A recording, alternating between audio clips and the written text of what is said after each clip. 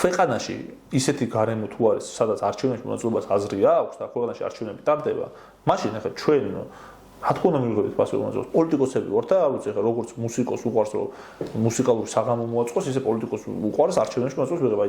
დამიჯერეთ, აი კონკრეტულ პროფესიას ადამიანებს გვიყურებენ, აი კონკრეტულ პროფესიაზე რაც გახსენდება, რომ აი რა შეიძლება მოწონდეს მომღერალს, რა შეიძლება მოწონდეს სოლო კონცერტი, ხო, მაგალითად, აი რა შეიძლება მოწონდეს მუსიკოს, რა შეიძლება მოწონდეს სპორტსმენს, რომ რაღაც ტურნირი კარგი, ხო?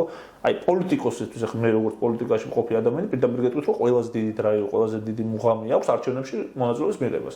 მაგაზე უარს ამბობ, ესე იგი რაღაცა ხდება, თორე ანუ ეს სიგიჟე რომ უარი თქვა და მაზოხისტები არც ერთი არ აქვს პოლიტიკური, მაგრამ ისინი არიან სირაქლემის პოზაში პოლიტიკური.